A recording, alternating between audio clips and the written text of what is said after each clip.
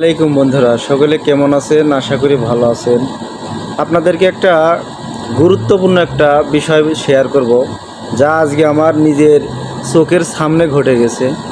আমরা যারা সৌদি আরবে আছি, প্রবাসে আছি, সৌদি আরব বা বিভিন্ন রাষ্ট্রে আছি, যেহেতু প্রবাসী আছি, তাদেরকে একটু সতর্ক করার চেষ্টা করব।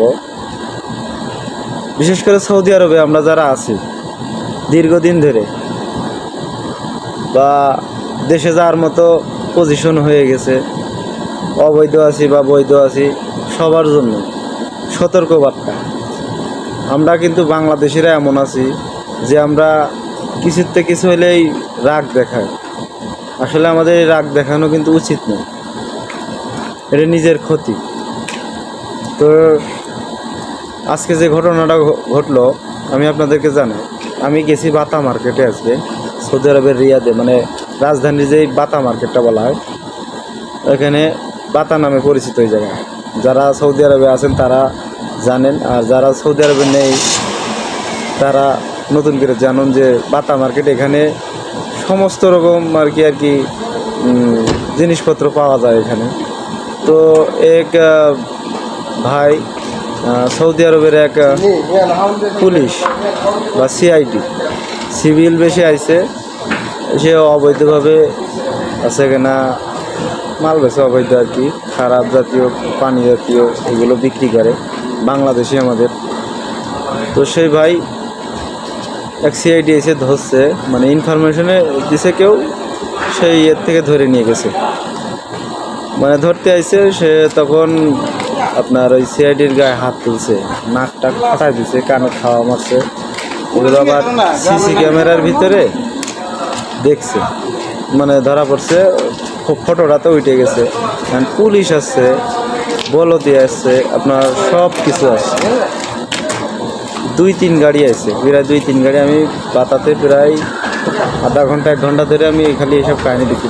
দেখলাম যে তার ঘাড়ের মধ্যে গেঞ্জি টি শার্ট, ঠিক আছে, কীভাবে ধরে নিয়ে গেছে জানেন? রুমের মধ্যে পলাইছে, রুম থেকে আপনার তালা ভাঙছে, হাতুড়ি দিয়ে তালা ভাঙছে, হাতুড়ি হাতে রয়েছে। আমি ভাবছি যে হাতুড়ি দিয়ে বাড়ি মারবো।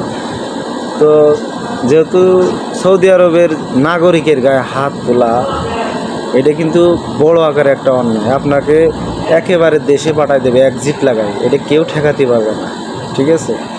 এক্সিট লাগায় দেশে পাঠায় দিবে, এমনভাবে লিখিতভাবে পাঠায় দিবে যে আপনি 5 বছরের ভিতরে এই সৌদি আরবে আপনি এন্ট্রি করতে পারবেন না।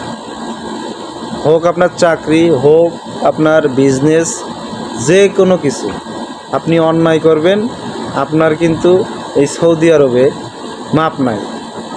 ধরা পড়লে, পুলিশে ধরতে পারলে, মনে করেন যে আপনার আধা ঘন্টার মধ্যে পুলিশ চলে আসছে, ঠিক আছে, এসে খোঁজাখুঁজি করতেছে। সিআইডি আরও লাগাই দিয়েছে পুরো বাতা মার্কেটের মধ্যে, খালি মুখ দেখতেছে। আমি গেছি, আমার মুখ এভাবে দেখতেছে যে মিলতেছে কিনা, ঠিক আছে, পিকচারের সাথে মিলতেছে কিনা, আমার মুখ দেখতেছে।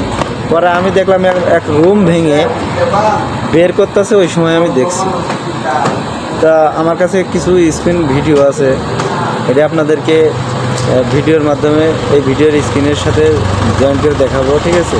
আসলে ওখানকার পরিস্থিতিটা দেখাবো আর কি। পুরো এলাকা ফাঁকা হয়ে গেছে আর কি পুলিশের ভয়তে। তো আমরা যারা আছি এই দেশের মাটিতে, আসলে এত রাগ দেখানো উচিত নয়। হয়তো আপনি কথা বলতে পারেন, বা আরবি জানলে আরবিতে কথা বলতে পারেন, ভদ্রভাবে কথা বলা আমাদের জন্য ভালো, আমাদের নিজেদের জন্য অনেক ভালো। রাগ দেখায় আসলে কোনো কিছু করা যায় না। আর তার গেট আপটা, আমাদের বাঙালি, তার গেট আপটা দেখা আমি তো মনে করছি সে মনে করে এই দেশে কোনো হেডামালা, ঠিক আছে। তা ধৈর্য লেগে গেছে, পুরো 2 ঘন্টা গাড়ির মধ্যে বসায় রাখছে। যেহেতু সৌদির গায়ে হাত তুলছে, এর তো একটা ফল পাইবেই, ঠিক আছে। সবার সামনে তো কিছু কয় না, হয়তো ভিতরে নিয়ে যে হয় জেল দিয়ে দিব, আর নয় দেশে পাঠাই দিব, যে কোনো একটা জিনিস করবে, পানিশমেন্ট আছে। তো আমরা যারা নতুন পুরাতন আছি একটু সতর্কভাবে চলবেন। বিশেষ করে আমরা আজনবী, আমরা প্রবাসী, দূর প্রবাসে আসি, আমাদের জন্য কোনো বিচার নাই। আইনগতভাবে লেখা থাকলেও কিন্তু আমরা এটা বাস্তবায়ন কিন্তু খুবই কম হয়। তো এইদিকে আমরা সবসময় সতর্ক থাকবো। আর সবাই আমাদের জন্য দোয়া করবেন এবং আমি আপনাদের জন্য দোয়া করি যে সহি সালামতে যেন আমরা আবার ঘরে ফিরতে পারি, কোনো বেআইনি কাজ না করি।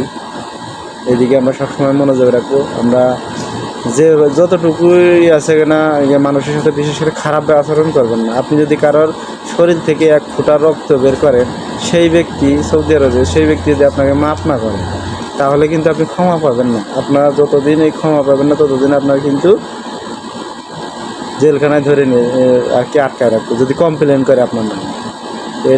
আর বেশি কথা বলবো না। সকলে ভালো থাকবেন। আসসালামু আলাইকুম।